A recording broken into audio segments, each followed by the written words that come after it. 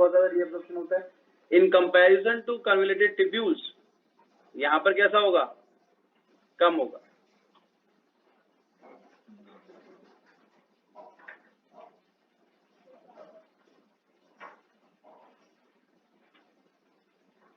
Then after next one is efferent arteriole emerging from the glomerulus forms a fine capillaries network. Minute vessels की formation होती है vasa recta. Vasa recta absent और highly reduced in cortical nephron. ये next line है जिससे question आ सकता है।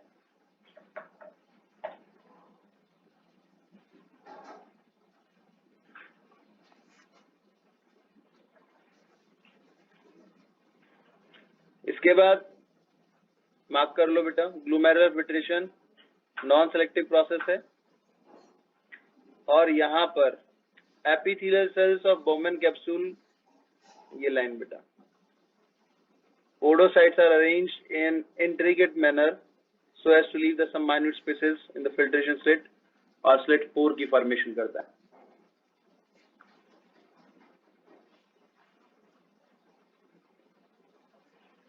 Clear? हाँ जी। कंडीशनल रीअब्जॉर्प्शन कलेक्टिंग डक्ट से भी करवाता है या फिर सिर्फ डीसीटी? हम लिखते हैं लेटर पार्ट ऑफ ट्यूब्यूल और हम ये भी लिखते हैं कि collecting duct is not the part of renal tubule और नेफ्रॉन का हिस्सा नहीं है, तो डीसीटी के बारे में बोल रहा है। हाँ रीअब्जॉर्प्शन होता है लेकिन वो तो उसकी वजह से होगा ना, कॉर्टेक्स और मेडुला की कंसंट्रेशन की वजह से, इंटरस्टिशियल कंसंट्रेशन की वजह से। नवीन कुमार बेटा माइक ऑफ कर लो। चलिए कर लिया मार्क्स सभी ने?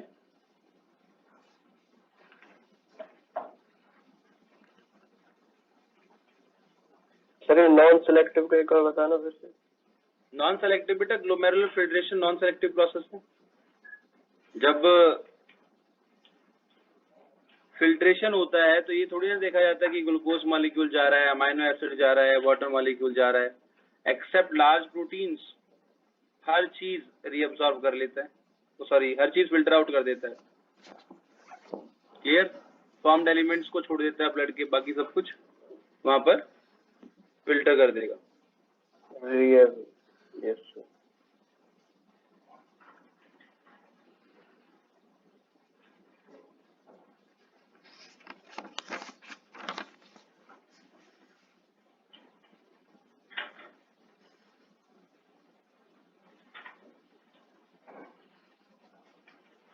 चलिए बेटा मार्क कर लीजिए इसको। जक्स्टा ग्लोमेरुलर अपरेटस के बारे में यहाँ पर नेक्स्ट पैराग्राफ में लिखा है, glomerular filtration rate 125 ml per minute and 180 liters per day।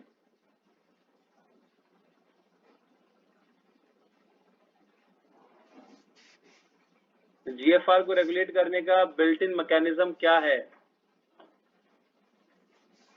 JGA, juxta glomerular apparatus.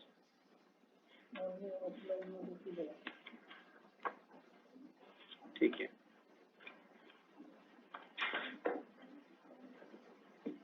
Sanjay ठीक है पेन।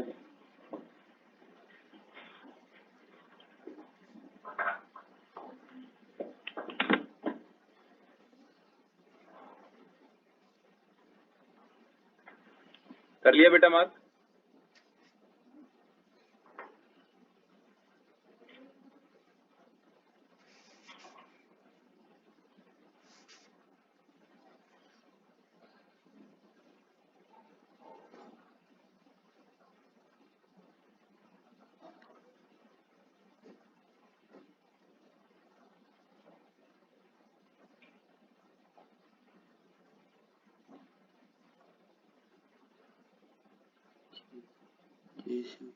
जी sales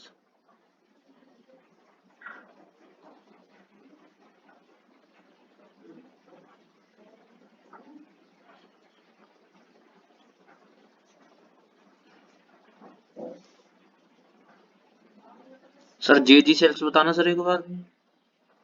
juxta glomerular cells. Okay sir.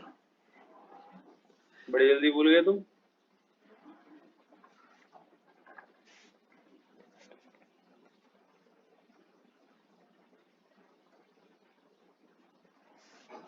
कर लिया बेटा मार्क्स सभी ने?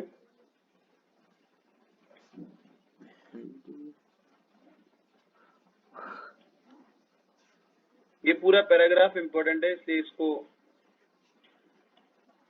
एज सच मार्क नहीं किया गया। चलिए, then after come to the next functions of the tubules.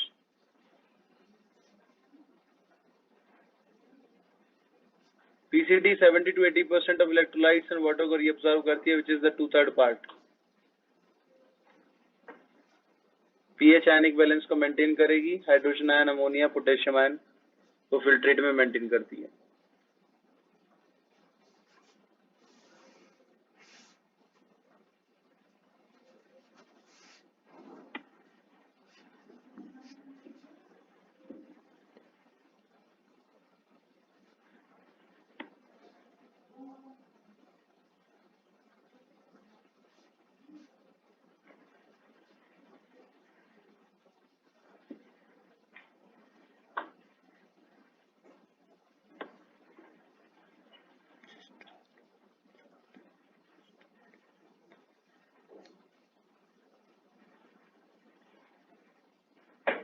जहां जहां पर राउंड मार्क किया है और क्वेश्चन लिखा है, उन सभी पार्ट से क्वेश्चन आया है बेटा, ठीक है।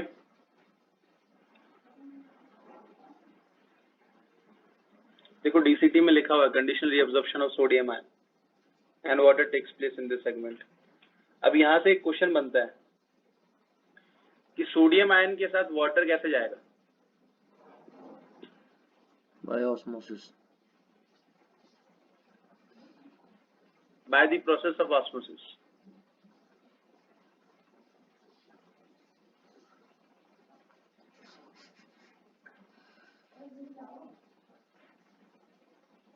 और सोडियम आयन के साथ chloride ion electrostatic force of attraction से भी जाते हैं। कौन से पार्ट में?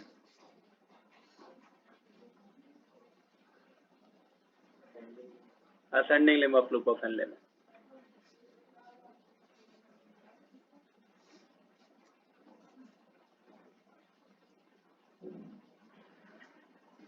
देखो असेंडिंग लिम्ब में एनसीईआरटी लिखा है, ascending limb impermeable to water but allows transport of electrolytes actively और पैसिवली। अब इसमें एक्टिवली कौन सा आयन जाता है? Na positive. और पैसिवली कौन सा जाएगा? Chloride, Cl negative. क्लोराइड किस तरीके से जाता है? इलेक्ट्रोस्टैटिक फोर्स ऑफ अट्रैक्शन से जाता है।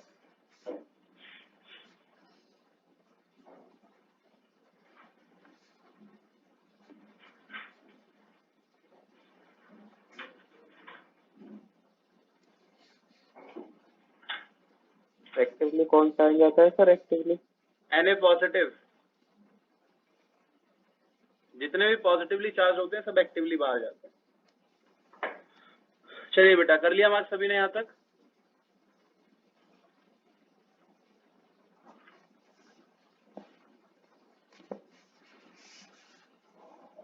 जहां पर RE लिखा हुआ है दैट इज रीअब्जॉर्प्शन, और जहां पर SE लिखा हुआ है that is secretion.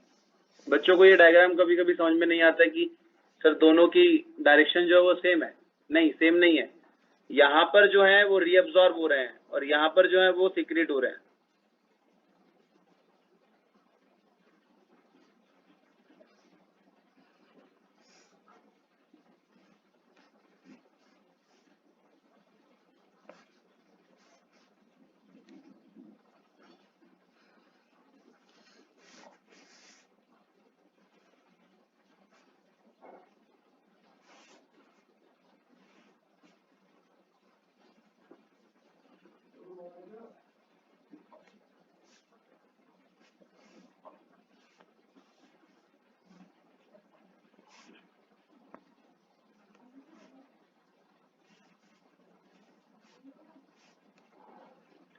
Next one is collecting duct.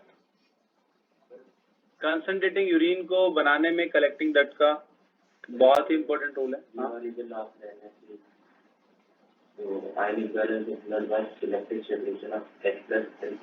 हाँ, तो उसमें तो ट्रांसफर डायग्राम में K प्लस रीअब्सॉर्ब हो रहा है, कहाँ हो रहा है? ऊपर वाली पीसीटी। हाँ, तो पीसीटी को छोड़कर बाकी सब जगह यही होता है ना। वो तो कलेक्टिंग किसके बारे में बात कर रहा है?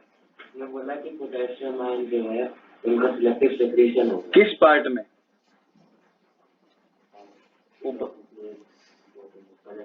कलेक्टिंग डक्ट में पीसीटी में लिखा है लेकिन डायग्राम में मेंशन नहीं किया उसको। रीअब्जॉर्प्शन ही होता है, आयंस होते हैं 75% पोटेशियम रीअब्जॉर्ब होता है। बेटा जब फिल्ट्रेशन एक नॉन सेलेक्टिव प्रोसेस है तो बॉडी नॉन सेलेक्टिव प्रोसेस से, अब आप ये सोचिए कि इंट्रासेलुलर फ्लूइड के अंदर या फिर आप ये सोचिए कि ब्लड के अंदर जो सोडियम और पोटेशियम आयन थे वो सारे के सारे फिल्ट्रेट में आ गए, है ना। और पीसीटी जो है that is the major seat of reabsorption. जब PCT major seat of reabsorption है तो क्या होगा, बॉडी को जितना पोटेशियम की जरूरत होगी वहां पर वो उसे रीअब्जॉर्ब करेगा। तो डायग्राम में बिल्कुल करेक्ट है, ठीक है। और मैंने थ्योरी में भी लिखवाया है कि जितना सोडियम आयन रीअब्जॉर्ब करती है पीसीटी उतना ही परसेंटेज ऑफ वाटर रीअब्जॉर्ब करेगी। पोटेशियम उससे 5% ज्यादा है, 75% पोटेशियम रीअब्जॉर्ब करती है। इसके अलावा जो बाइकार्बोनेट आयन है वो एक्टिवली H पॉजिटिव आयन के सेलेक्टिव सिक्रेशन के साथ साथ रीअब्जॉर्ब किए जाते हैं। अब अगर आप इनका सेलेक्टिव सिक्रेशन देखोगे तो यहां पर भी सेलेक्टिव सिक्रेशन हो रहा है, ठीक है। ये H पॉजिटिव के पॉजिटिव ये H पॉजिटिव जा रहा है, यहाँ पर H पॉजिटिव जा रहा है, यहाँ पर H पॉजिटिव जा रहा है। Except this descending limb of loop of Henle, पूरे टिब्यूल के अंदर क्या होगा, H पॉजिटिव आयन को सेलेक्टिवली सिक्रेट किया जाएगा और बाइकार्बोनेट आयन को रीअब्सॉर्ब किया जाएगा।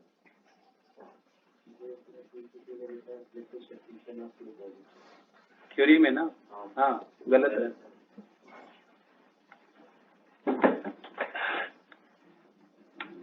डायग्राम में मेंशन नहीं है ना उसको, उसमें वो उसने मोनोवेलेंट आयन के साथ फ्लो में लिख दिया, Na पॉजिटिव लिख दिया, उसके साथ साथ उसने H पॉजिटिव लिख दिया, उसके साथ साथ उसने क्या कर दिया, K पॉजिटिव को भी लिख दिया।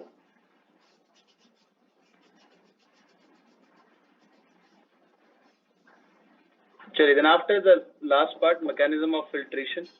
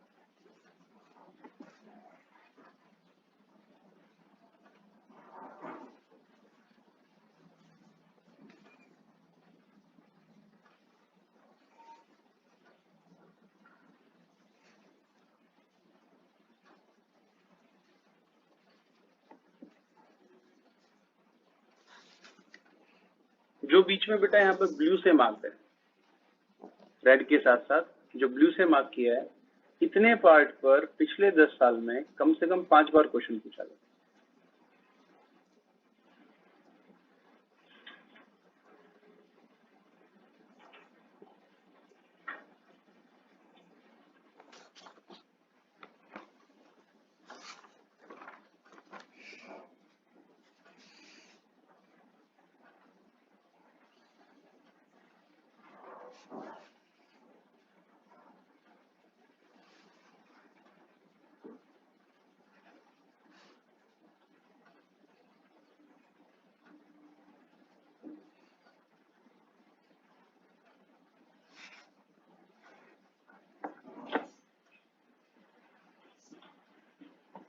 कर लिया बेटा मार्क्स सभी ने? Yes sir.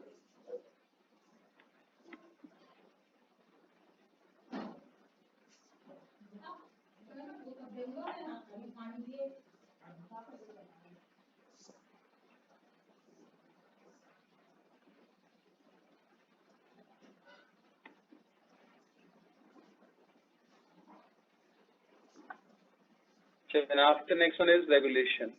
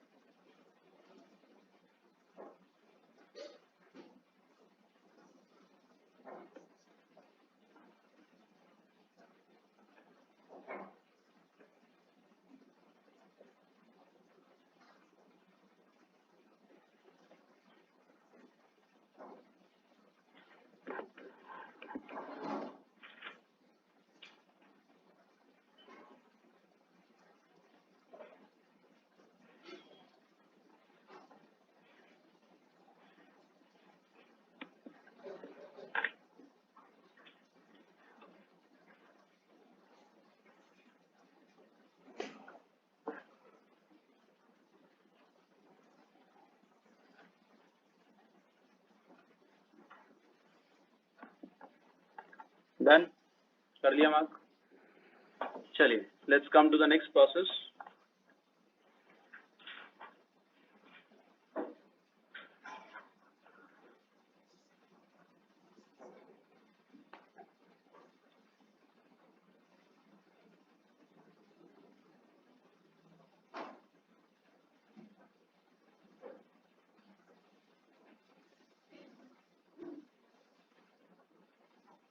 Mixturation.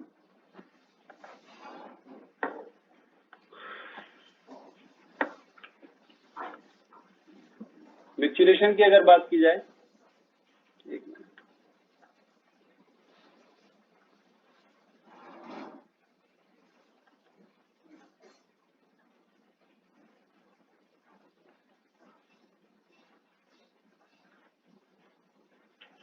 तो वर्डिंग और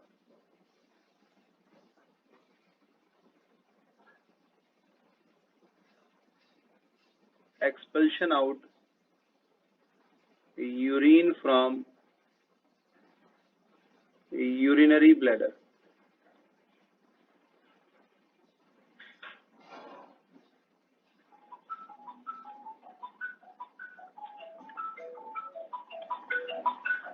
Urine stored in urinary bladder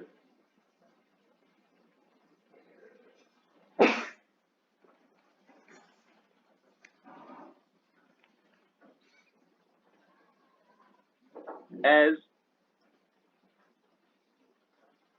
capacity of urinary bladder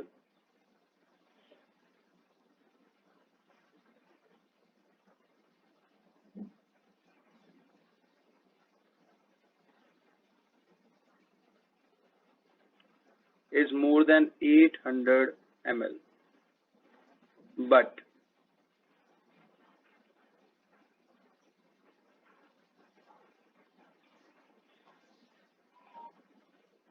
at 500 ml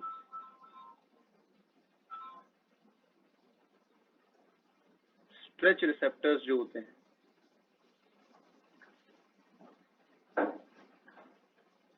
stimulated.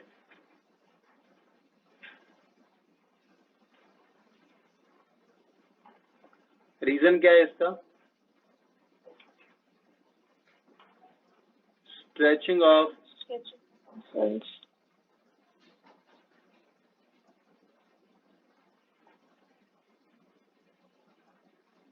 transitional epithelium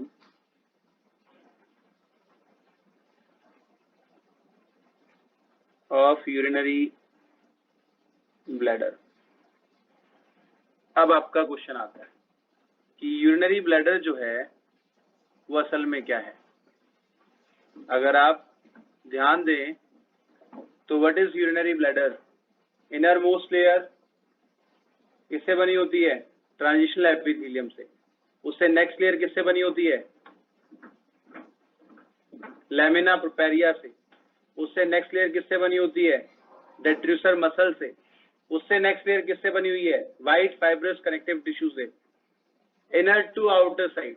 अब ल्यूमेन को जो फेस कर रहा है वो कौन है? Transitional epithelium. और ट्रांजिशनल एपिथेलियम की क्या खास बात है? बेसमेंट मेम्ब्रेन नहीं होती। और सबसे बड़ी बात कि वो स्ट्रेचेबल है। जब वो स्ट्रेच करेगा तो उसके अंदर फ्री नर्व एंडिंग्स प्रेजेंट होती हैं। They get the stimulus of the stretching of that particular epithelium. और वहां से सिग्नल जो है वो किसको चला जाएगा? ब्रेन को चला जाएगा। आप कह सकते हैं कि सेंट्रल नर्वस सिस्टम को सिग्नल चला जाता है। स्पाइनल नर्व्स और क्रेनियल नर्व्स दोनों से इनर्वेटेड होता है बेसिकली यूरिनरी ब्लैडर। अब देखिए कैसे करेगा ये काम आगे। And that triggers a reflex process. Reflex process को ट्रिगर कर देगा। एंड दैट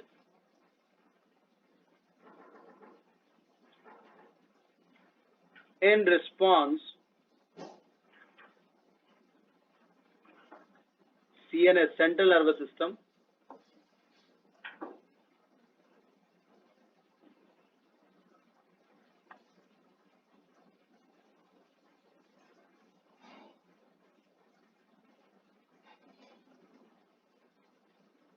signal to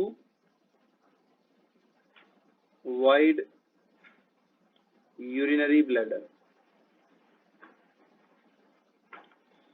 सो कैसी प्रोसेस है ये? वॉलेंट्री, इनवॉलेंट्री, रिफ्लेक्स, ये क्वेश्चन आता है इसके बारे में। But kind of process is this? Voluntary है, इनवॉलेंट्री है या रिफ्लेक्स प्रोसेस है बेटा? जल्दी से बताओ। इनवॉलेंट्री। इनवॉलेंट्री। इनवॉलेंट्री प्रोसेस है तो अपने आप हो जाना चाहिए था। स्ट्रेच रिसेप्टर्स की जरूरत नहीं पड़ी। वॉलेंट्री। अच्छा, अगर वॉलेंट्री है तो फिर अनकंट्रोलेबल नहीं होना चाहिए था। दोनों हो जाता है reflex. That is voluntary up to some extent in youngs and adults, but that's a reflex process. So it is a reflex process. Reflex process. But voluntary up to some extent in youngs and adults। Youngs में और adults में।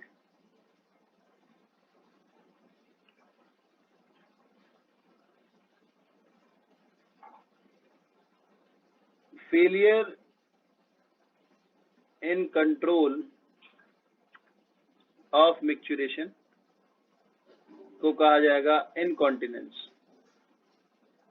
Incontinence कहा जाता है। और incontinence जो है वो न्यू बॉर्न में भी हो सकती है, वो अंडर फियर भी हो सकती है और ओल्ड एज में भी हो सकती है। क्लियर? तो this can be in neonatal. Neonatal यानी कि newly born up to 2 years, under fear and in old age. 3 अलग कंडीशंस में हो सकती है। न्यूली बॉर्न के अंदर स्फिंक्टर्स वेल डेवलप्ड नहीं होता। एक्सटर्नल स्फिंक्टर जो है वो वेल डेवलप्ड नहीं होगा। External sphincter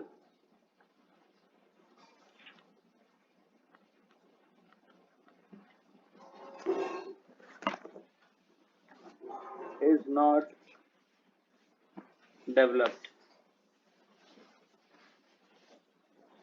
Fear is just a condition, fright condition, इसमें हो सकता है.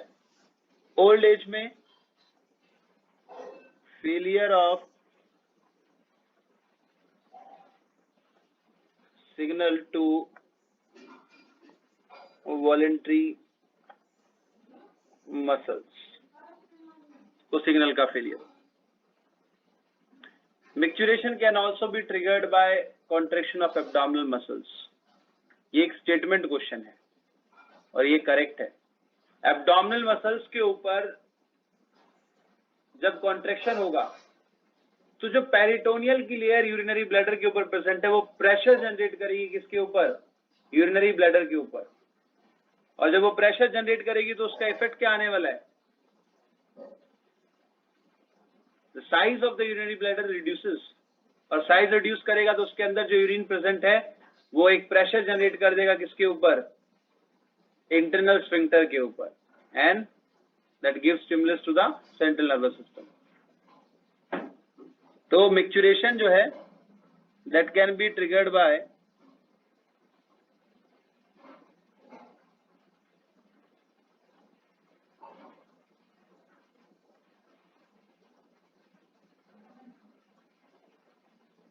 contraction of abdominal muscles. Abdominal muscles के contraction से भी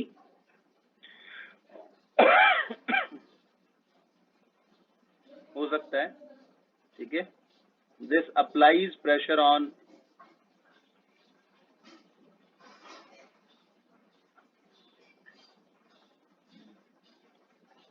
urinary bladder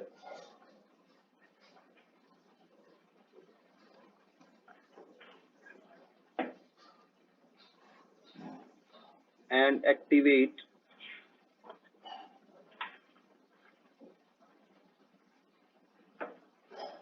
reflex process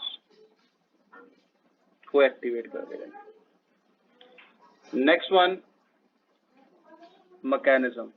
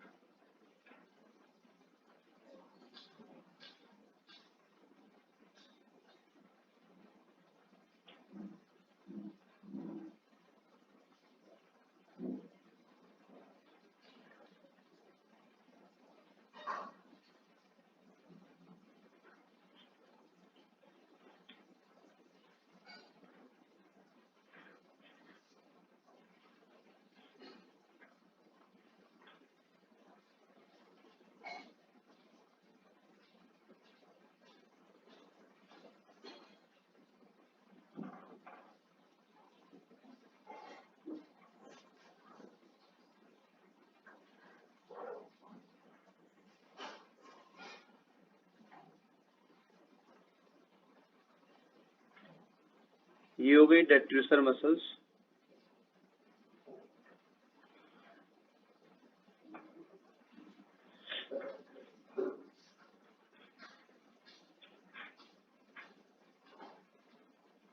L1, L2 sympathetic nerves आती हैं यहाँ से. ठीक है.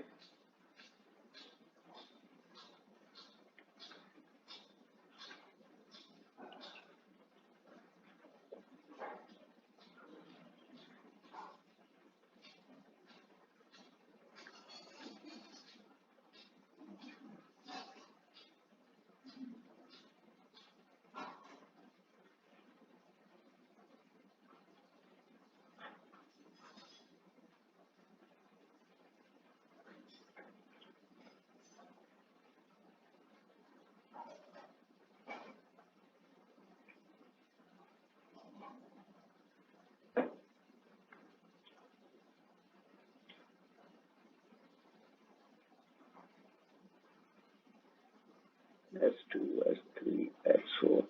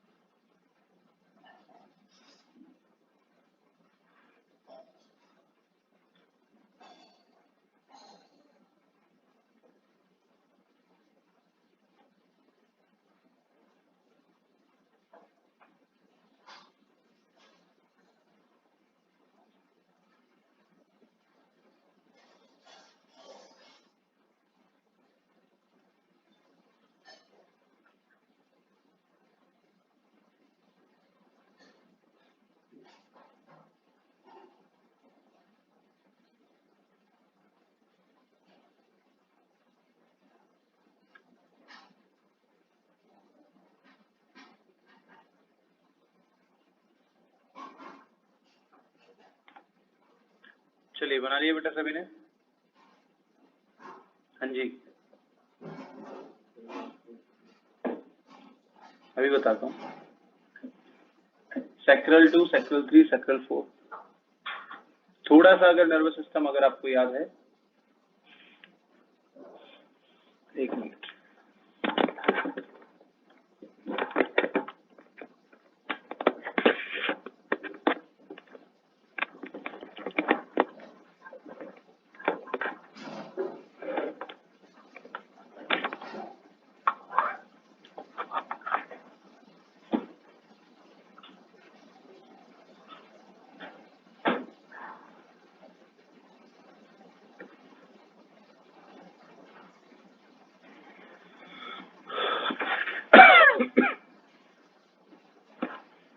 चलिए, तो सिंपैथेटिक नर्व जो होती हैं वो लंबर रीजन से आती हैं,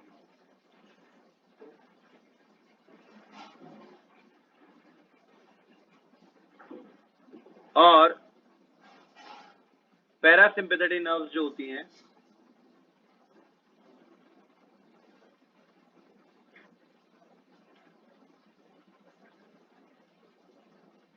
they comes from sacral region.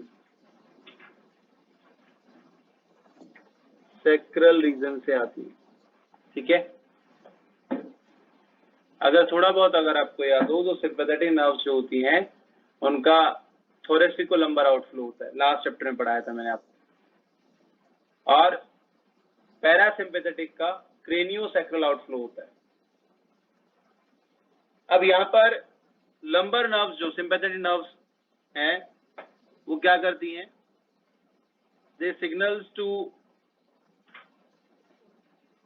Relax detrusor muscle. Detrusor muscles को रिलैक्स करने के लिए सिग्नल देंगी, एंड कंस्ट्रिक्ट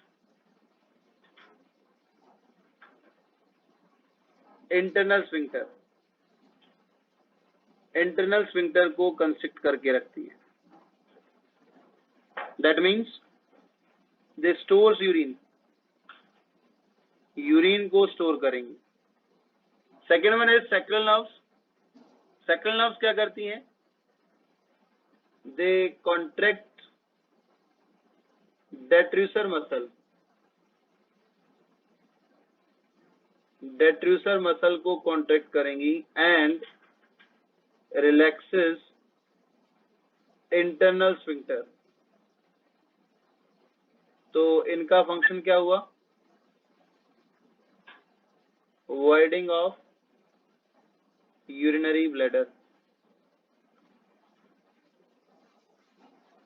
यूरिनरी ब्लैडर को वॉइड कर देती है, खाली कर देती है। Clear? Then after next one, बेटा जेब में हाथ डाल के मत बैठ, लिख ले पेन निकाल कर। लास्ट वन, हाँ, what is the good name? Aditya Yadav. लिख ले भाई। देन आफ्टर नेक्स्ट वन, यहां पर एक नर्व और होती है जिसको कहा जाता है पुडेंडल नर्व।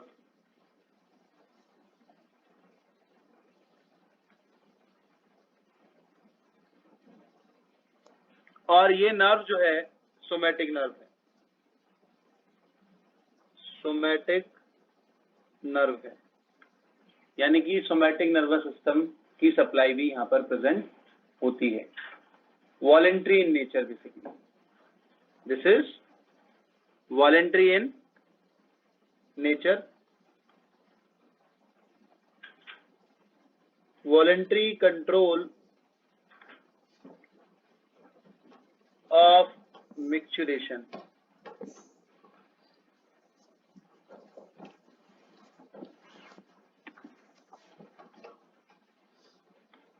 और इस नर्व का प्लेक्सस जो होता है, नेटवर्क जो होता है, is not developed in neonatal up to 2 years।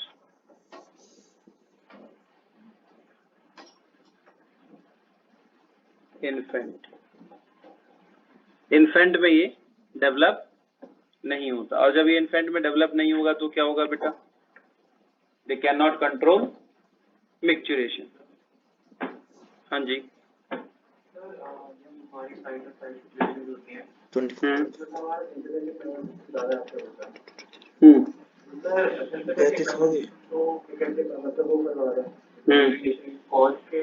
मतलब वो इन्वेट कर रहा है ना तो फिर साइड एंड साइड आपने अभी बनाया कि फियर में वो हो जाता है।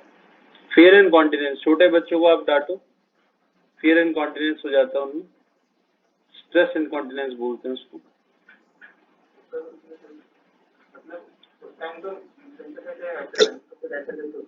सिंपैथेटिक एक्टिव है, लेकिन जब अंडर स्ट्रेस होगा तो स्ट्रेस होने से क्या होगा बेटा?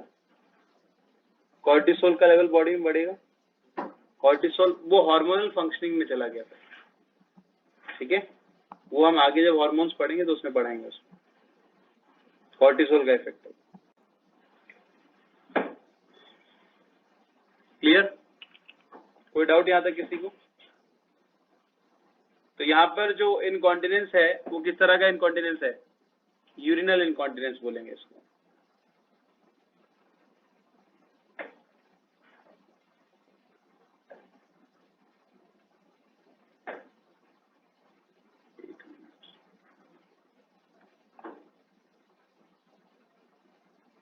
नियोनेटल में जो था दैट इज यूरिनल।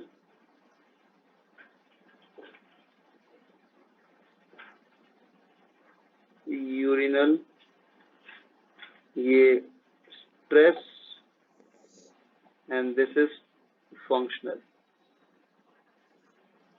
तीन तरह का हो गया।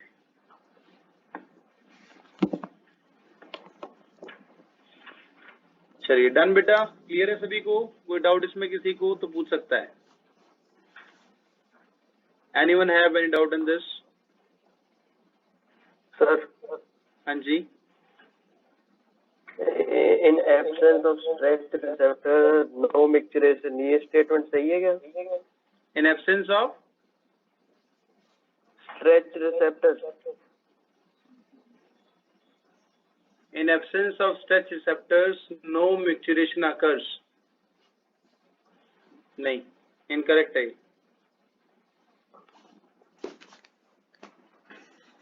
मिक्चुरेशन तो देखी थी सर, ये कहाँ देखी थी? क्वेश्चन में लिखना रखा है, क्वेश्चन नहीं सर।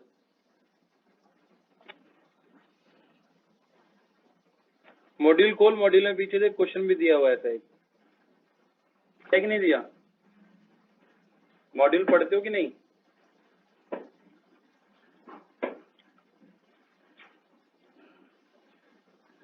चलिए then after come to the next.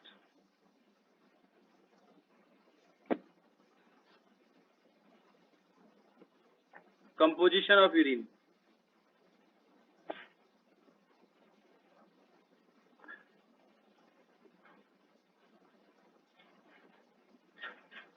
तो कंपोजिशन में क्या होगा बेटा? पेल येलो इन कलर है, स्लाइटली एसिडिक। सर उसमें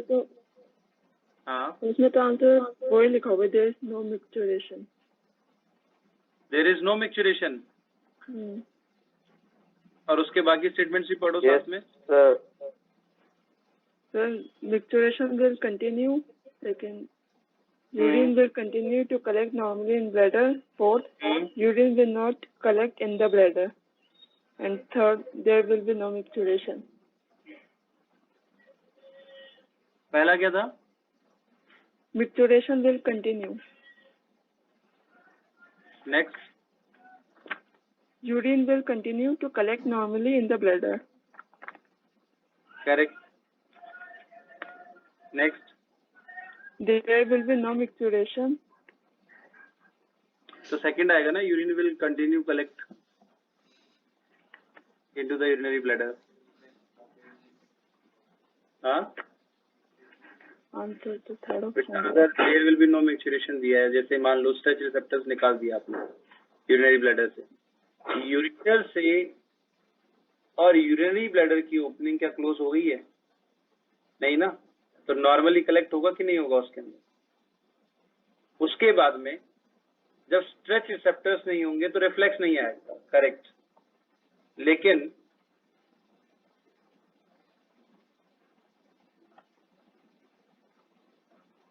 जब यहाँ पर यूरिन कलेक्ट होता जाएगा तो ये इंटरनल स्फिंक्टर के ऊपर प्रेशर पड़ेगा, करेक्ट। इंटरनल स्फिंक्टर पर प्रेशर पड़ेगा तो इंटरनल स्फिंक्टर सिग्नल नहीं देने वाला, स्ट्रेच रिसेप्टर कहां से आने वाले हैं? ट्रांजिशनल एपिथेलियम पे ही तो प्रेजेंट थे, ट्रांजिशनल एपिथेलियम से आपने स्ट्रेच रिसेप्टर्स निकाल दिए। अब इंटरनल स्फिंक्टर के ऊपर जब प्रेशर पड़ेगा तो वो ओपन हो जाएगा। स्फिंक्टर किससे ओपन और क्लोज होते हैं? प्रेशर से, करेक्ट। अब एक्सटर्नल स्फिंक्टर की बारी आई, वो तो वॉलंटरी कंट्रोल में है, और जब वो वॉलंटरी कंट्रोल में तो क्या होगा, उसके ऊपर भी प्रेशर पड़ेगा। अब वॉलंटरी कंट्रोल में है तो सोमैटिक नर्वस सिस्टम अलग से काम करता है। जो सोमैटिक नर्वस सिस्टम अलग से काम करेगा तो एक्सटर्नल स्फिंक्टर भी क्या हो जाएगा, वहां पर रिलैक्स हो जाएगा, urine comes out. Urine normally fill तो करेगा ही ना। अब मिक्चुरेशन की प्रोसेस जो होती है वो स्ट्रेच रिसेप्टर्स के ऊपर डिपेंड करती है, रिफ्लेक्स प्रोसेस है वो। अब आंसर दिया हुआ है कि मिक्चुरेशन विल नॉट अकर, और उसी में है कि यूरिन वहां पर नॉर्मली फिल करेगा, तो यूरिन तो नॉर्मली फिल करेगा ना। यूरिन को नॉर्मली फिल करने में क्या इशू है, बताओ? क्लियर? अगर हम नॉर्मल शेप की बात करें यूरिनरी ब्लैडर की, जब वो कंप्लीटली एम्प्टी होता है तो that is inverted peer shape structure. जब वो कंप्लीटली फिल्ड होता है तो उसकी स्ट्रक्चर ओवॉइड हो जाती है, ओवल हो जाती है, ठीक है। अब स्ट्रेच रिसेप्टर्स निकाल दो तो उसकी स्ट्रक्चर तो ओवल होगी ना। स्ट्रेच रिसेप्टर से क्या लेना देना? रिसेप्टर का मतलब क्या है? जो कि सिग्नल भेजे किसको? सेंट्रल नर्वस सिस्टम को। अब अगर वो सिग्नल नहीं भेजेंगे तो अब इफेक्ट किसके ऊपर आएगा? इंटरनल स्फिंक्टर के ऊपर आएगा। फिर इफेक्ट किस पर आएगा?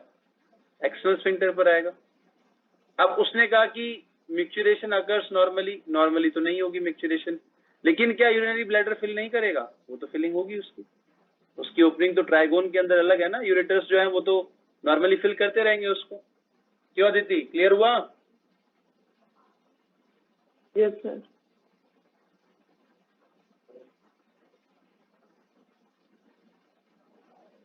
अच्छा बेटा, प्रेशर से ऊपर हो जाता है तो ये पैरासिम्पैथिक नर्व देने की जरूरत है किसको? मतलब इसको ये प्रेशर से ऊपर हो जाता है, फट ना जाए भाई। वो 800 ml से ज्यादा स्टोर कर सकता है, लेकिन स्ट्रेच रिसेप्टर से उसको 500 ml पे ही खाली कर देते हैं ना, प्रोटेक्शन के लिए। ऊपर देख, at 500 ml stretch receptor stimulated, तो प्रोटेक्टिव मैकेनिज्म है असल में। मिक्चुरेशन क्या है? प्रोटेक्टिव मैकेनिज्म है। क्लियर? Excuse me sir. हाँ जी। सर इस क्वेश्चन में जो पहला ऑप्शन था कंटिन्यू मिक्चुरेशन, उसका क्या मतलब हुआ? कंटिन्यू मिक्चुरेशन मतलब मिक्चुरेशन की प्रोसेस पे कोई इफेक्ट नहीं आएगा, पर इफेक्ट तो आएगा ना मिक्चुरेशन की प्रोसेस पर जब स्ट्रेच रिसेप्टर्स नहीं होंगे तो। Yes sir. चलिए, composition of urine, that is pale yellow in color। pH क्या होगा? 6.0, that is acidic condition। clear? And that pH can be differ according to dietary intake।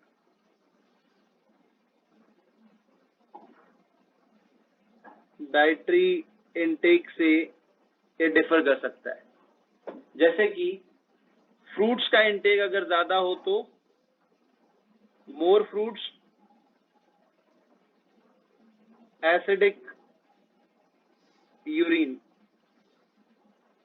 More vegetables,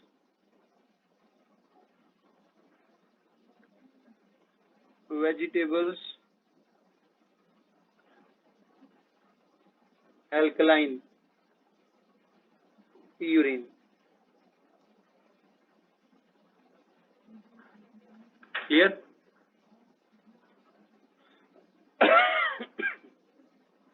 चलिए, then after come to the next. Unpleasant smell of urine. Unpleasant smell of urine.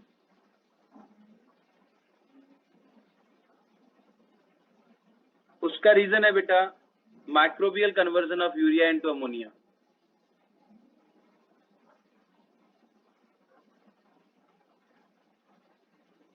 Microbial conversion of urea into ammonia. 96% यहाँ पर water present होता है urine में.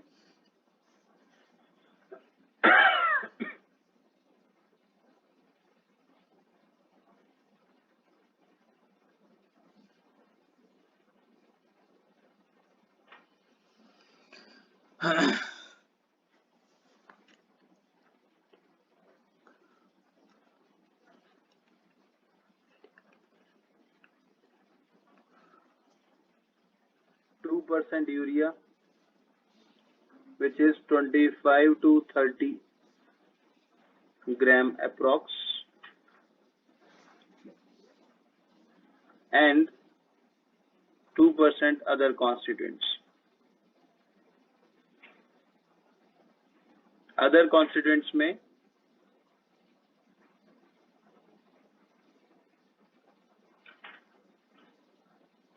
ions and other waste.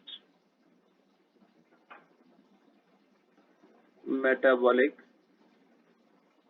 Waste present होंगे.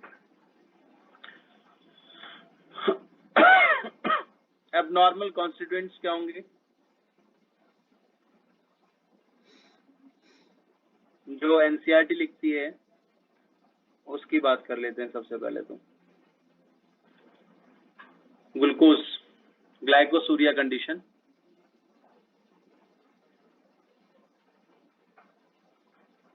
तो diabetes mellitus, ठीक है, किसकी वजह से होगा ये? लो इंसुलिन लेवल की वजह से. Then after next one is bile salt अगर है तो जॉन्डिस, एल्ब्यूमिन है तो प्रोटीन, दैट इज एल्ब्यूमिन अगर यहाँ पर है तो नहीं. इंडाइजेशन, नींद लेते हो तुम रात को, सोते हो हैं? ऐसे नहीं बोलते. Glomerulonephritis, infection to the renal tract. Indigestion कहाँ से आ गया? Glomerulonephritis,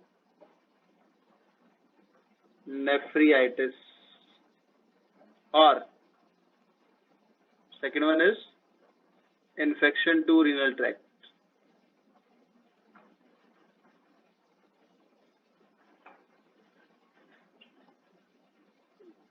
Next one, ketone bodies अगर यूरिन में आना शुरू हो जाए, that is acetoacetic acid, beta hydroxy butyric acid.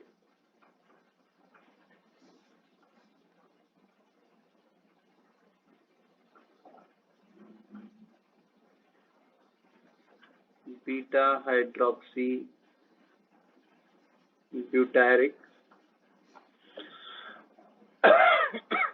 Acid.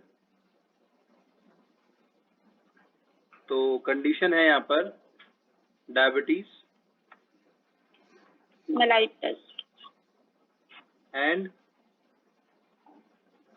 Starvation या प्रोलॉन्ग फास्टिंग. प्रोलॉन्ग फास्टिंग होगी. स्टारवेशन में तो प्रोटीन टूटना शुरू हो जाता है. क्यों होगा ऐसा बेटा? क्योंकि इंसुलिन जो है वो सिर्फ ग्लूकोज को ग्लाइकोजन में कन्वर्ट नहीं करता. That is also responsible for protein and fat anabolism. इसका reason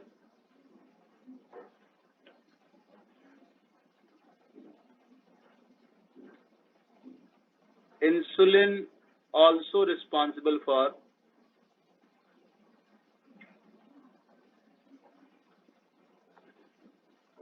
protein and fat anabolism. Protein और फैट एनाबॉलिज्म का मतलब क्या हुआ कि जब इंसुलिन का सिक्रेशन होगा, ग्लूकोज को ग्लाइकोजन में कन्वर्ट किया जाएगा और एडिक्वेट अमाउंट में जब वो ग्लाइकोजन में कन्वर्ट हो गया तो उसके बाद हमारी बॉडी क्या करेगी? हमारी बॉडी रिमेनिंग ग्लूकोज को या अमाइनो एसिड्स को या फैट को कन्वर्ट करती है प्रोटीन्स में, लार्ज फैट में।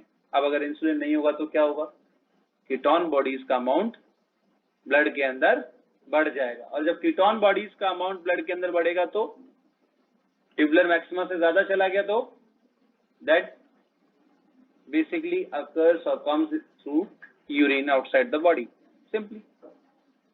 क्लियर? चलिए, then after come to the next, creatinine.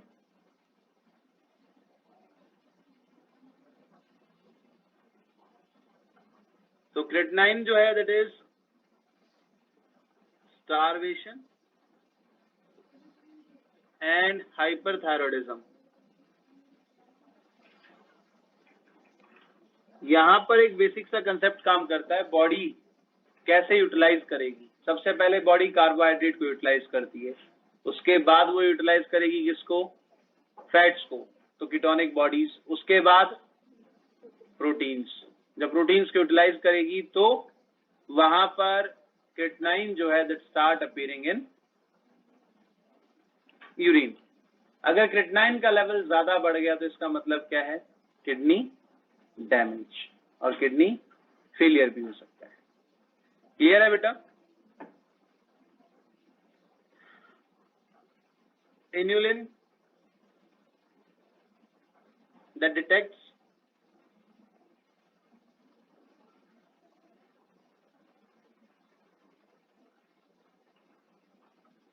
GFR, glomerular filtration rate and kidney functioning को डिटेक्ट करता है। क्लियर? कोई डाउट बच्चे इसमें किसी को? Anyone have any doubt in this? You may ask.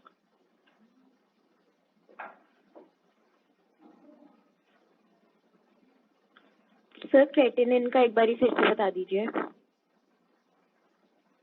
Creatinine बेटा जब हमारी बॉडी स्टारवेशन कंडीशन में जाएगी तो पहले वो ग्लूकोज को यूज करती है, फिर फैट को यूज करेगी एंड लास्टली वो प्रोटीन को यूज करना शुरू कर देगी। तो सिंपल सी बात है, किसी ने खाना नहीं खाया, प्रोलॉन्ग फास्टिंग में चला गया, फैट जो है वो यूटिलाइज होना शुरू हो गया। अब उसके बाद में स्टारवेशन जब कंडीशन आई तो बॉडी ने क्या किया? लास्टली प्रोटीन्स को ब्रेक करना शुरू कर दिया। जब प्रोटीन्स को ब्रेक करना शुरू करेगा तो जो प्रोटीन मेटाबॉलिज्म है उसका मेटाबॉलिक वेस्ट क्रिएटिनाइन होता है बेसिकली, तो क्रिएटिनाइन का अमाउंट बढ़ जाएगा। क्लियर? Yes sir. चलिए, then after come to the next, kidney disorders.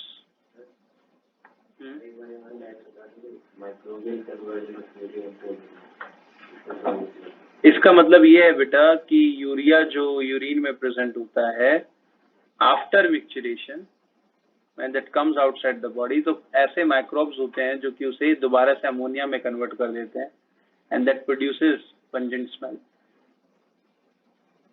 Clear?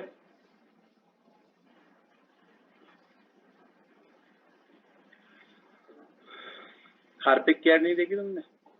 उसमें वो जो उसके नीचे जितने दिखाते हैं वही वाले बैक्टीरिया होते हैं सारे के सारे जो माइक्रोबियल कन्वर्जन करते हैं।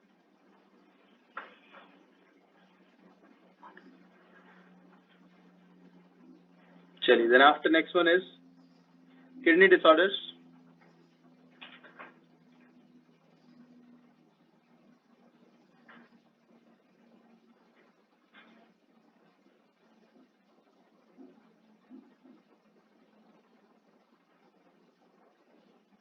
So the very first one is nephritis, glomerulonephritis,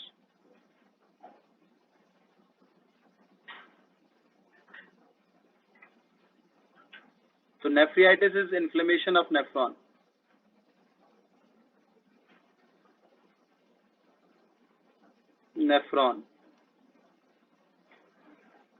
Glomerulonephritis is inflammation of glomeruli. Next one is cystitis, inflammation of urinary bladder.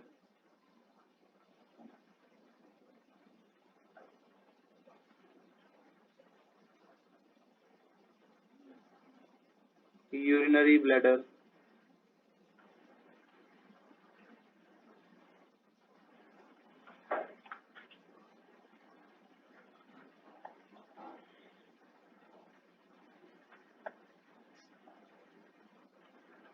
Next one,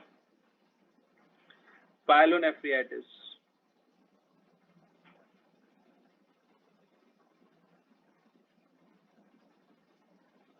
Inflammation of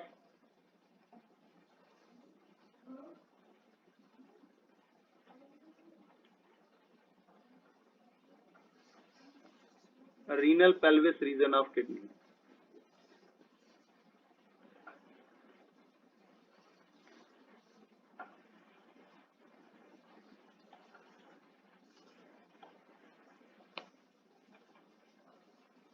Next one,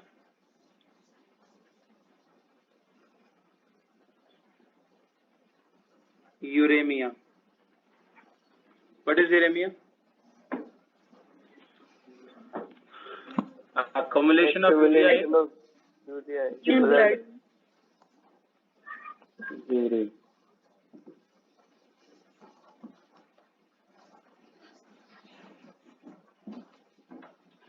increase in urine concentration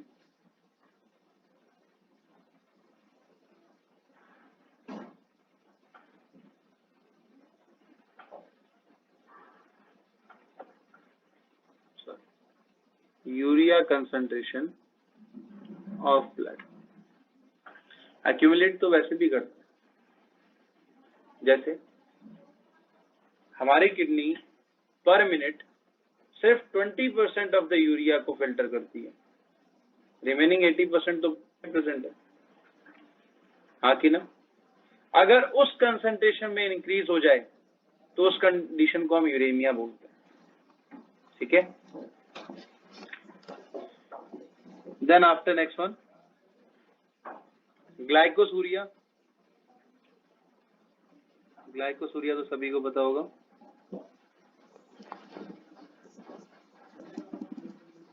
Glucose in urine. Then after next one is azotemia. What is azotemia? Azotemia.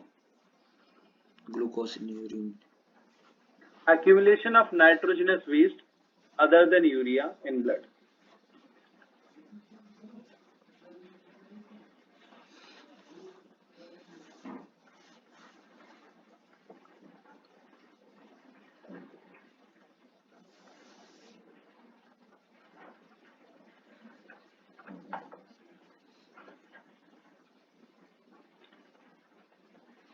क्या हो सकता है ये? Uric acid, प्यूरिक acid. Uric acid is derivative of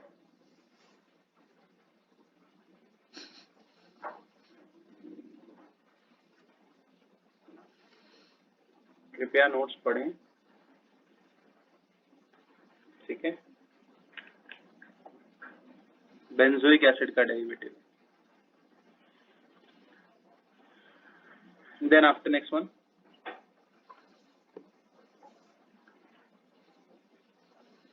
hematouria.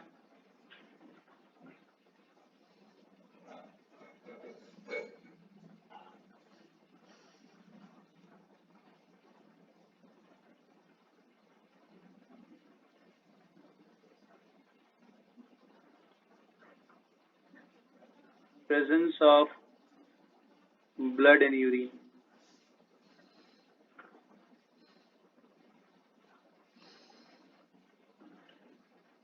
कीटोनुरिया,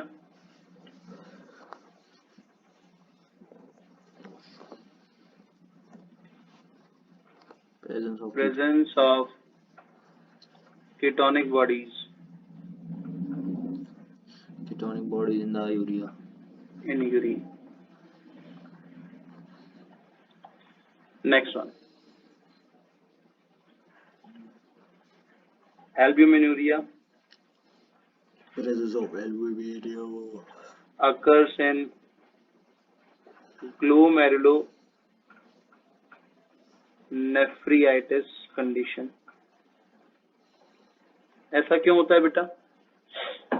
glomerulonephritis is basically inflammation of glomeruli. Blood capillaries जो होती हैं basically वो सभी की सभी पोरस होती हैं और एंडोथीलियम ही प्रेजेंट होता है सिर्फ उनके अंदर, सिंगल लेयर्ड होती है. क्लियर? अब उसमें भी अगर इन्फ्लेमेशन हो गया तो पोर्स का साइज बढ़ जाता है और लार्ज प्रोटीन्स उससे पास कर जाते हैं. तो albumin is a large protein. अगर वो फिल्ट्रेट में आ गया तो उसे रीअब्सॉर्ब नहीं किया जा सकता, और रीअब्सॉर्ब नहीं किया जा सकता तो वो यूरिन के अंदर तो प्रेजेंट होगा ही. तो ग्लोमेरुलोनेफ्राइटिस कंडीशन में ऐसा इसलिए होता है. अभी भेज दो. नहीं अभी कर रहा हूँ. ठीक है, एक मिनट. कौन कौन प्रेजेंट है भाई? इन्फ्लेमेशन होगी तो फोर्स है डिक्रीज हो सकता है. इन्फ्लेमेशन होगी तो फोर्स डिक्रीज नहीं होगा, सेल्स बढ़ जाएंगी. इलॉन्गेटेड सेल है ना पहले से, उसमें इन्फ्लेम्ड होगा तो क्या होगा? पोर साइज बढ़ेगा घटेगा?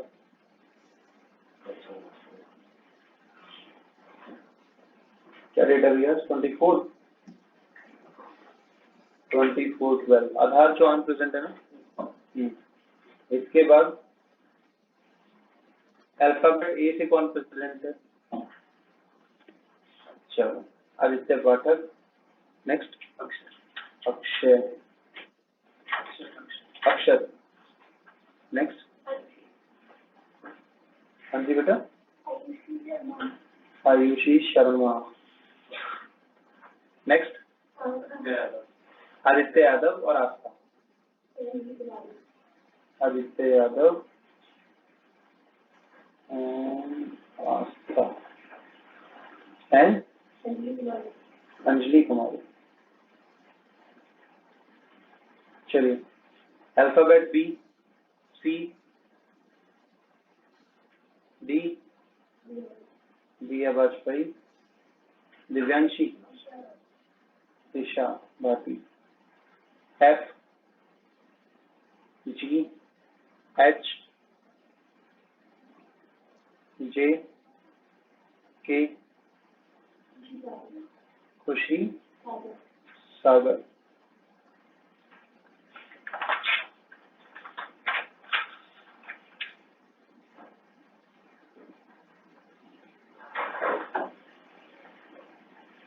Alphabet L,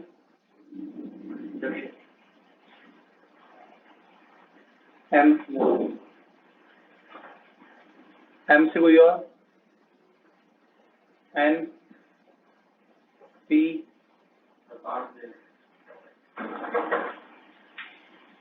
are, Prerna Yadav. R, S,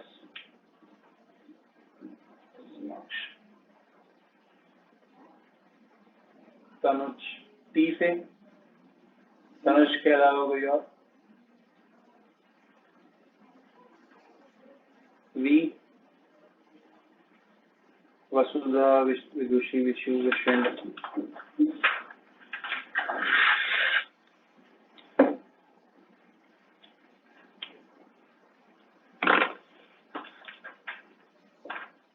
चलिए आगे बढ़ते हैं.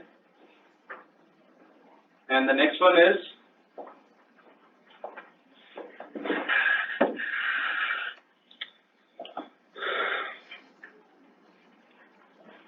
biuria condition, that is presence of pus or WBC in urine.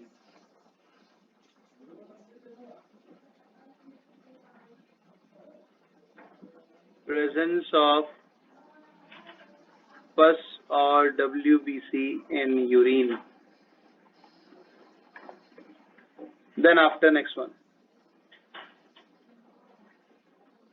Excuse me sir. हाँ जी बेटा.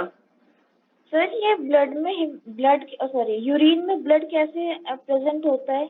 उसमें वो तो फिल्टर नहीं हो पाता ना, आरबीसी ये सब तो वहीं रह जाते हैं वेसल्स में. अगर नेफ्रॉन इन्फ्लेम्ड होगा, नेफ्रियाइटिस कंडीशन अगर होगी, तो बोमेन्स कैप्सूल जो होती हैं वहां पर पोडोसाइट्स जो इंट्रीगेट मैनर में प्रेजेंट होती हैं वो डिजेनरेट होना शुरू हो जाती हैं और उसकी वजह से वहां पर स्लिट पोर का साइज बढ़ जाता है and blood start appearing in filtrate. Simple.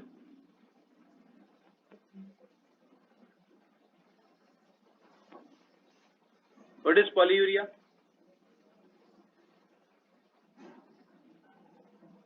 Frequent urination. किस केस में हो सकता है ये? रेगुलेशन पढ़ लिया ना? करेक्ट. एडीएच डेफिशिएंसी अगर है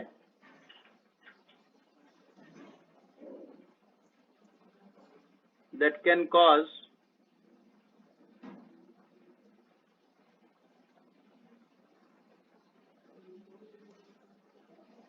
frequent urination.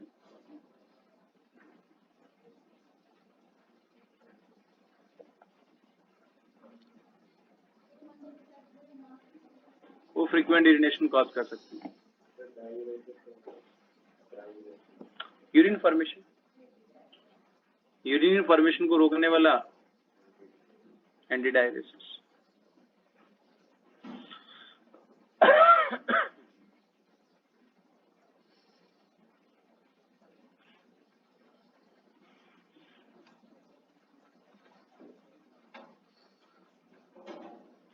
और क्या रह गया? रीनल कैल्कुलाई.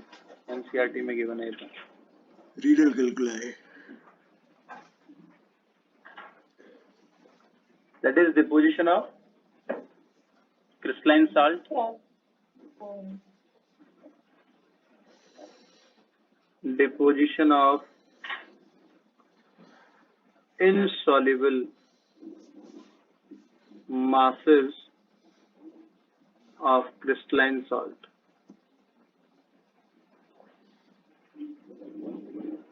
That जैसे कि एग्जाम्पल है ऑक्सलेट, कैल्शियम.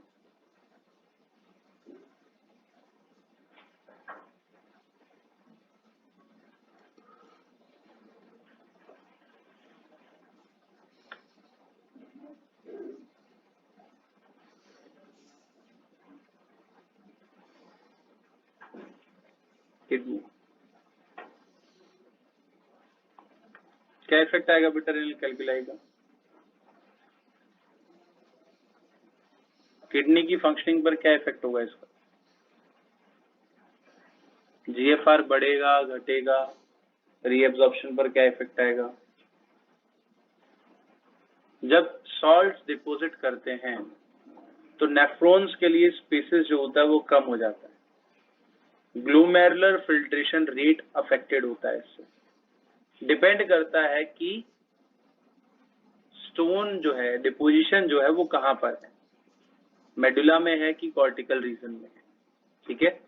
अगर मेडुलरी रीजन में होगा तो वाटर की डेफिशिएंसी होना शुरू हो जाएगी. अगर कॉर्टिकल रीजन में होगा तो आयनिक डेफिशिएंसी होना शुरू हो जाती है. अल्टीमेटली इसका इफेक्ट जो है वो ये होगा, कहाँ डिपॉजिट हो रहा है बेसिकली ये, जहां पर बॉडी रीअब्सॉर्ब कर रही है. कैल्शियम सॉल्ट को मैग्नीशियम सॉल्ट को कहाँ रीअब्सॉर्ब करती है हमारी बॉडी? मेडुला में. ठीक है. अब मेडुला के अंदर अगर ये सॉल्ट डिपॉजिट होता जा रहा है तो उससे क्या होगा कि वहां की कंसंट्रेशन जो है वो अफेक्टेड होगी. रिटेंशन ऑफ एनी सब्सटेंस हाइपरऑस्मोलैरिटी को और बढ़ा देगा या घटा देगा.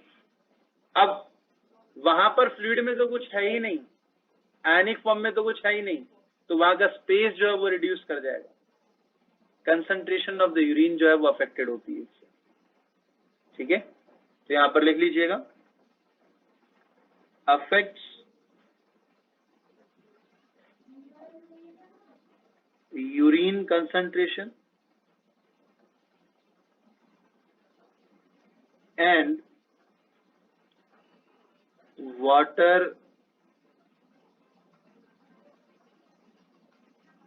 retention of water.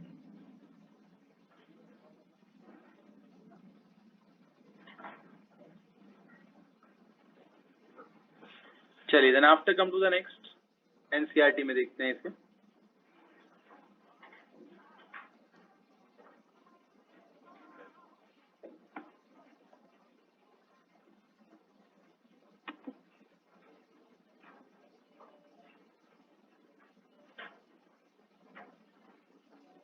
मार्क कर लीजिए इसे एनसीईआरटी में. इसके बाद में एक हीमोडायलिसिस टॉपिक बचता है आपका, and rule of other organs वाला पार्ट, वो भी यहीं पर एनसीईआरटी में पढ़ा देता हूँ आपको.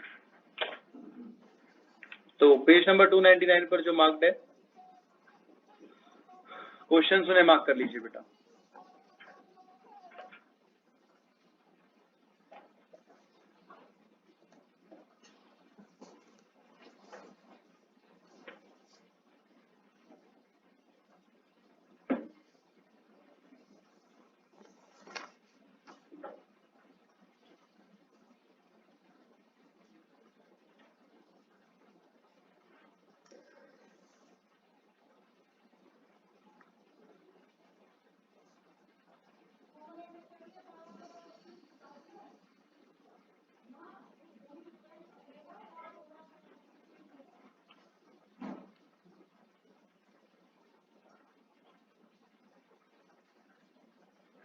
डन.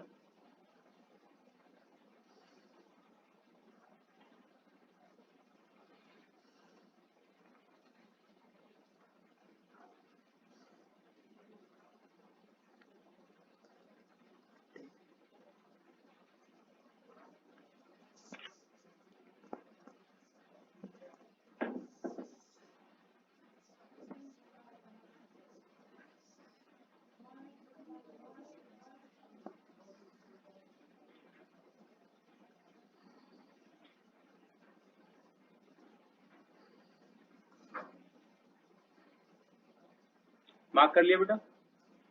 चलिए, इसके अलावा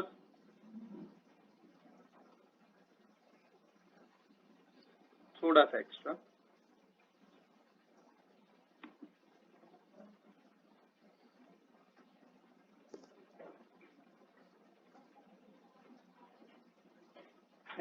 थर्स्ट, हीमोग्लोबिनूरिया,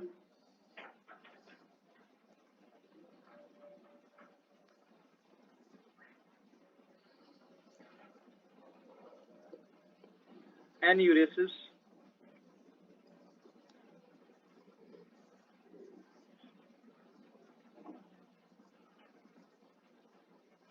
पॉलीडिप्सिया,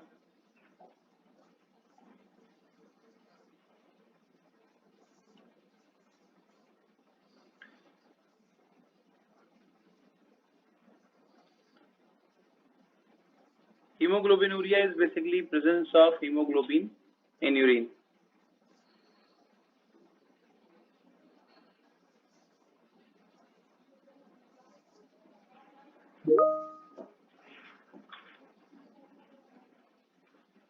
कहाँ से कनेक्टेड है ये? बेसिकली लास्ट चैप्टर में हमने पढ़ा था हाइपरटेंशन, हाईबी. हाइपरटेंशन का इफेक्ट जो है किडनी और लिवर दोनों पर एक साथ से आता है. लिवर का काम है हीमोग्लोबिन को डिग्रेड करना. जब वाइटल ऑर्गन्स की फंक्शनिंग अफेक्टेड होती है, फेलियर ऑफ वाइटल ऑर्गन्स होता है, तो उस केस में hemoglobin start appearing in urine. Region, इधर से किडनी के अंदर इन्फेक्शन प्रेजेंट है और उधर से लिवर जो है वो भी डिजेनरेट कर रहा है. अब लिवर अगर डिजेनरेट करेगा तो हेपेटोसाइट सेल्स क्या नहीं कर सकती, वहां पर हीमोग्लोबिन को तोड़कर बिलिरुबिन बिलिरुबिन नहीं बना सकती. असल में यूरोक्रोम क्या है? That is a by product of bilirubin. Stercobilinogen और यूरोबिलिनोजन की फॉर्मेशन होती है. यूरोबिलिनोजन जो होता है वो यूरोक्रोम बनाता है, करेक्ट. अब यहाँ पर यूरोक्रोम जो है वो नहीं बन पा रहा, तो डायरेक्टली हीमोग्लोबिन जो है वो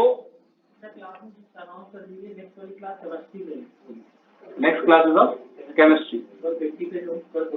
ठीक है, सेकंड क्लास वॉकिंग लिमिट से होती है, मुझे ऑनलाइन वालों को बता दिए थे। हाँ, इनको तो बता। बेटा आपकी जो नेक्स्ट क्लास है इंस्टीड ऑफ बॉटनी, वो केमिस्ट्री की क्लास होगी।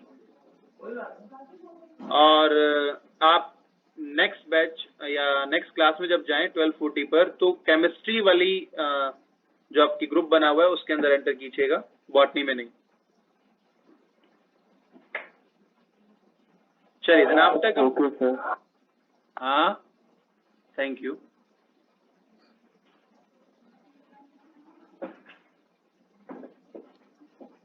तबीयत ठीक है बेटा? हाँ, यस सर। वेरी गुड, शाबाश। Enuresis. Enuresis is a condition of bad wetting. Bad waiting.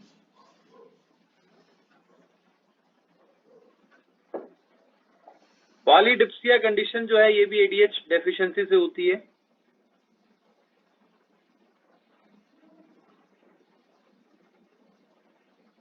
ठीक है, रीजन एक्सेसिव थर्स्ट।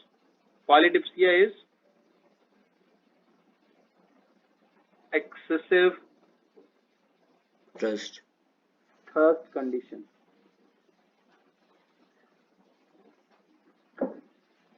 चलिए, then after NCERT, role of other organs,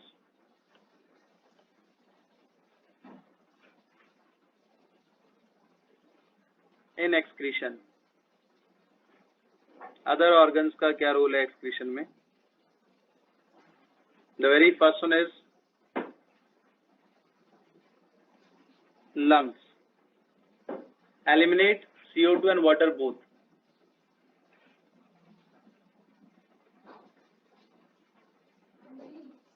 carbon dioxide और वाटर दोनों को एलिमिनेट करते हैं। कितना? CO2 कितना? 200 ml। 200 ml कितना? per 200 ml minute। कहाँ? हाँ, पर मिनट। 200 ml तो हम याद रख लेते हैं, आगे की वैल्यू भूल जाते हैं। 200 ml पर मिनट। पर मिनट। वाटर कितना? That approx 400 ml per day. Clear? That is in normal resting condition. Normal resting conditions में है ये। ठीक है? That may vary. और कैसे वेरी कर सकता है ये? In dry cold condition, जैसे अभी चल रही है कंडीशंस, बढ़ेगा ही घटेगा? In hot humid conditions,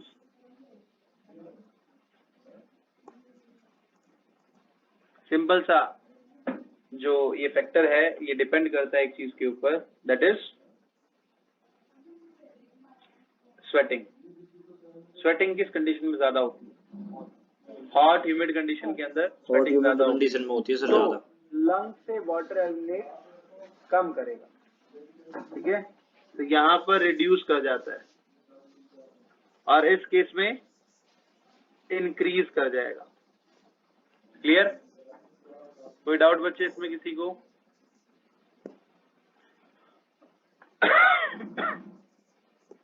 चलिए then after come to the next, liver. Liver का काम है एक्सक्रीट करना टॉक्सिक मटेरियल को और उन्हें न्यूट्रलाइज भी करना। Excrete as well as neutralise.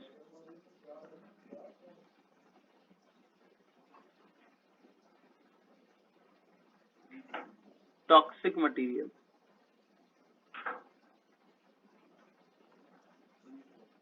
Clear? क्या बनाता है ये? Bile pigment, cholesterol,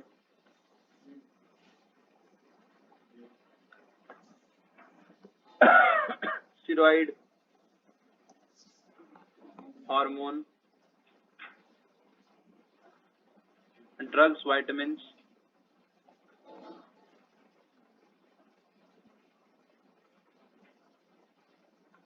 and toxic material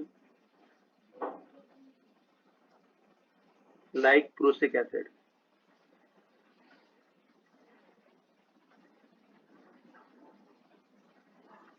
Controlled by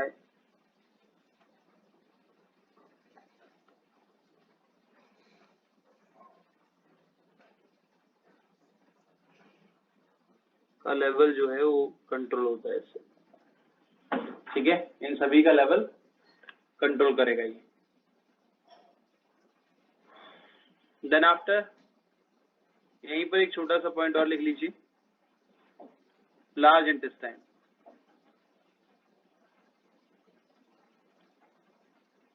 large intestine जो है that excrete divalent ions in faecal matter.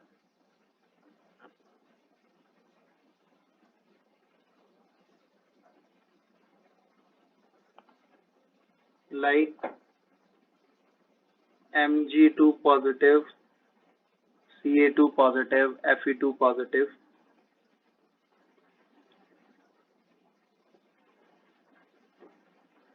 with fecal matter. fecal metals.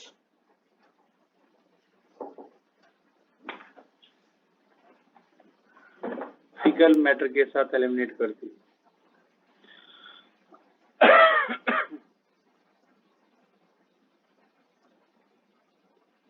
Then after the last one is skin. Skin के दो part है बेटा,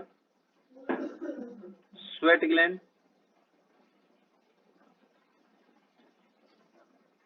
they excrete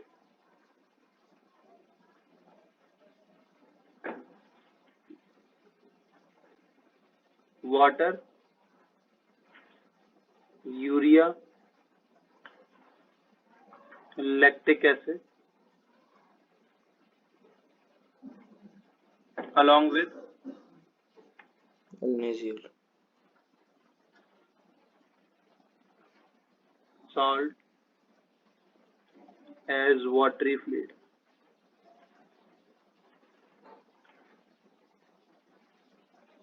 क्या function है इनका? Primary function is cooling effect to the body. Elimination का primary function नहीं है।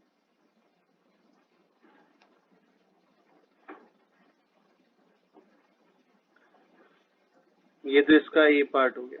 बी पार्ट में यहाँ पर sebaceous gland.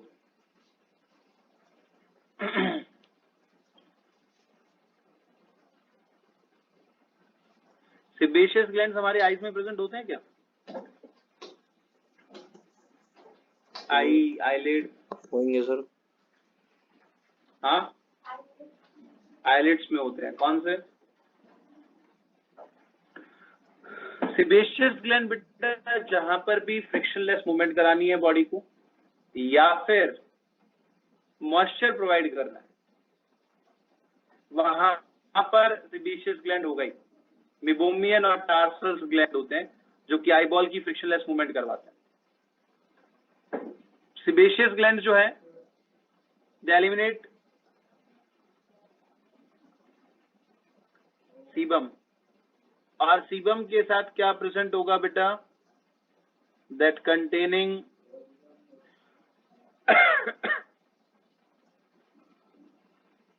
स्टिरॉल, wax, hydrocarbon etcetera, ये सब यहां पर प्रेजेंट होता है।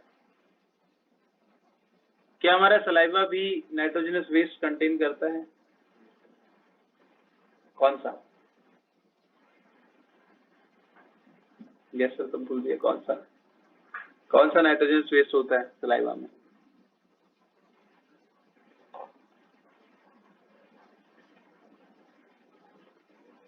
Some nitrogen waste is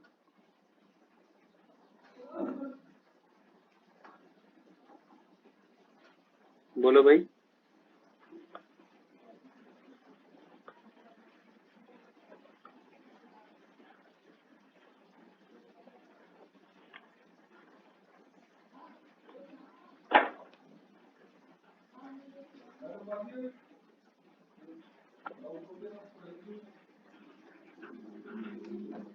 toxic substance होता है सलाइवा में, थायोसाइनेट होता है कि नहीं होता? थायोसाइनेट, उसी की बात की जा रही है। थायोसाइनेट।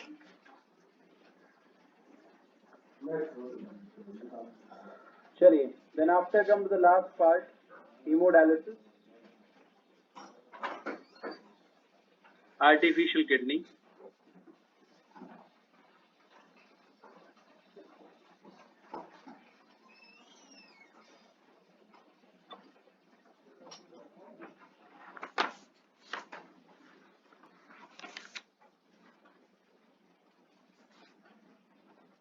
जीव कहाँ पे है? हीमोडायलिसिस।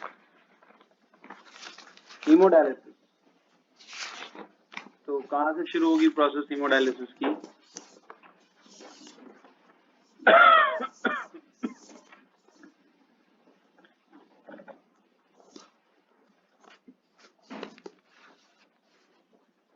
हीमोडायलिसिस जो है, that is condition of renal failure.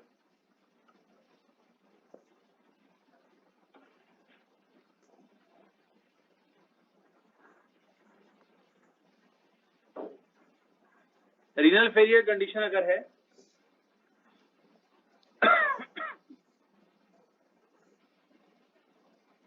that is life threatening condition,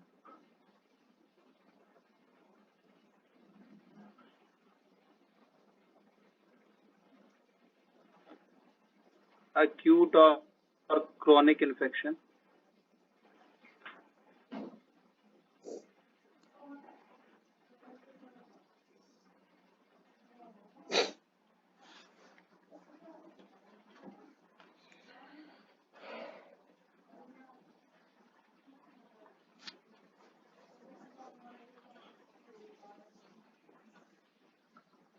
acute का मतलब क्या हुआ बेटा? बहुत ही कम समय के, ठीक है। तो क्रोनिक का मतलब इतने टाइम के लिए हीमोडायलिसिस करके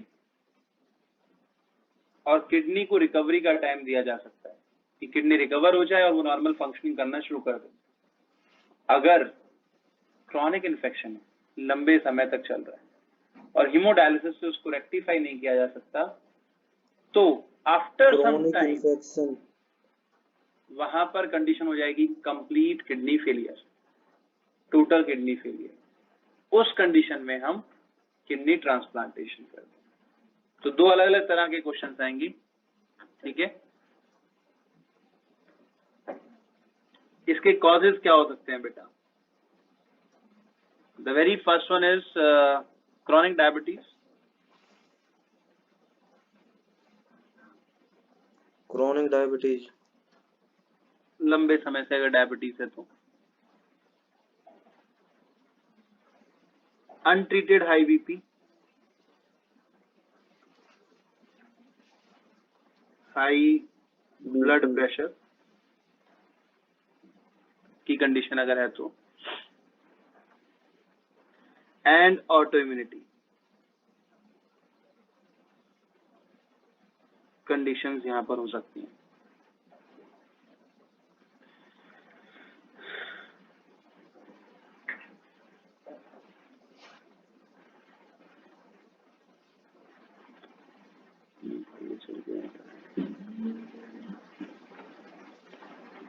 अब इस केस में अगर पार्शियल फेलियर होता है तो हीमोडायलिसिस,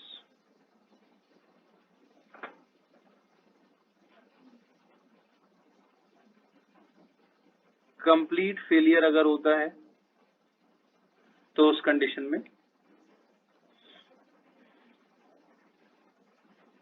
फॉर टाइम बीइंग, जब तक कि डोनर नहीं मिलता, haemodialysis is an option and kidney transplantation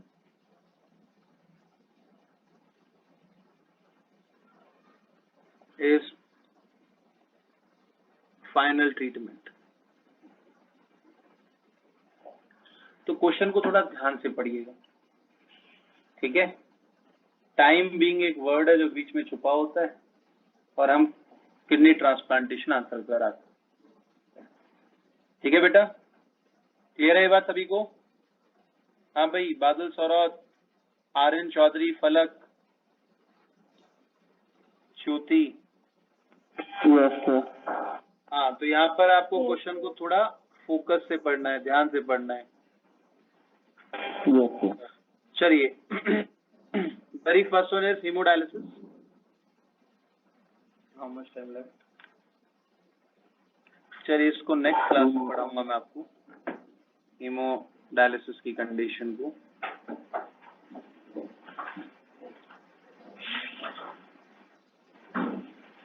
आज की फाइल का पासवर्ड रहेगा 9191।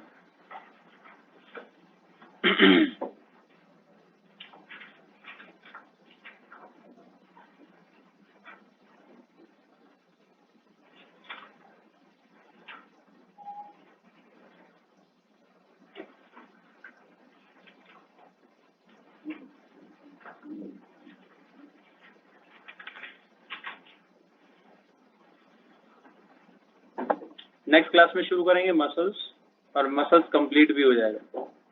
तो एनसीईआरटी पढ़कर आइएगा सभी, ठीक है, लाइन टू लाइन। मसल्स वाले पार्ट में every year question number is fixed. 1 से 2 क्वेश्चन मसल्स के ऊपर जरूर पूछे जाते हैं, चाहे वो उसकी मॉर्फोलॉजी पर पूछ लिया जाए या फिर वो उसकी फिजियोलॉजिकल फंक्शनिंग पर पूछ लिया जाए, ठीक है। क्लियर? टेस्ट अटेम्प्ट कर रहे हो सभी? अभी जो रिसेंट एक सीरीज शुरू हुई है पुराने नीट के पेपर्स करवाने वाली, उसको भी अटेम्प्ट कर रहे हो? अच्छा, वो तुम्हारे बैच में नहीं शुरू, अभी हो जाएगी नेक्स्ट मंथ तक। डीपीटीज करते हो सभी? डेली प्रैक्टिस टेस्ट कितने लोग हैं जो करते हैं? Raise your hand. ठीक, बाकी क्या करते हो? आईडी पासवर्ड है ना तुम्हारे पास, तो क्यों नहीं अटेम्प्ट करते? आप लोगों के पास इतना टाइम है कि आप अपनी सिलेक्शन को रैंक में कन्वर्ट कर सकते हैं, ठीक है। जितना ज्यादा प्रैक्टिस करोगे ना, उतना ज्यादा ग्रूम होगे। साइकिल चलानी आती है सभी को? एग्जाम्पल मैं पहले भी क्लास में देता हूँ। पहली बार जैसी आप साइकिल चलाते थे, क्या आप आज भी वैसी चलाते हैं? नहीं ना। आप किसी रास्ते से एक बार गए और आपसे 3 दिन बाद में पूछा गया कि उस रास्ते पर कितने गड्ढे हैं, क्या आप बता पाएंगे? आप अपने घर के रास्ते के गड्ढे सारे बता सकते हो, हाँ कि ना? अगर आंख बंद करके भी उस रास्ते पर आप चल जाएं तो आपके कदम आपको बता देंगे कि अब गड्ढा आने वाला है, अब मैं इस गली से मुड़ गया, अब गड्ढा आने वाला है, अब मैं अपने घर के गेट के पास हूँ, अब मैं अपने दोस्त के घर के गेट के पास पहुंच गया, अब मैं पिछली गली में पहुंच गया, अब मैं अगली गली में पहुंच गया। ये किससे आया? किस चीज से सीखा आपने? प्रैक्टिस है ना। अब अगर आप प्रैक्टिस ही नहीं करेंगे तो उसका इफेक्ट क्या होगा बेटा?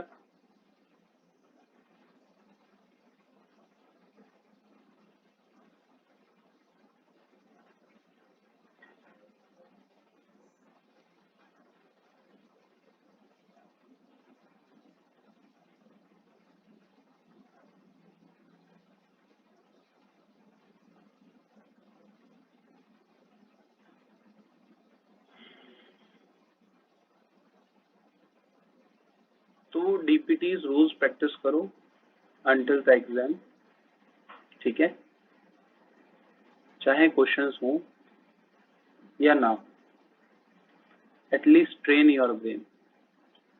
60 क्वेश्चंस होते हैं एक डीपीटी में, 60 होते हैं ना, तो कितने वाली होती है? वो 15 क्वेश्चन होते हैं। तो 15 हो गया ना 60। मतलब एक ही सब्जेक्ट एक और 15 क्वेश्चन की एक डीपीटी हुई ना, तो 4 करोगे तो 60 हो गई ना। 60 का मतलब क्या है? That is 1/3 sampling of your exam. ठीक है, 60 मिनट में आपको ये समझ में आएगा कि अगर इस टॉपिक का कॉम्बिनेशन मुझे दे दिया जाए तो मुझे कौन सा पार्ट पहले अटेम्प्ट करना चाहिए। दूसरा, आपको इस कॉम्बिनेशन में ये समझ में आता है कि मेरा कौन सा टॉपिक वीक है और कौन सा टॉपिक स्ट्रॉन्ग है। जैसे होता है ना, कुछ सब्जेक्ट में हमारा एक टॉपिक स्ट्रॉन्ग है, एक वीक हो जाता है। इस चीज को आप वहां पर इजीली टैकल कर सकते हैं। क्लियर? चलिए, थैंक यू फॉर टुडे बेटा, you may leave now. Thank you sir. Thank you.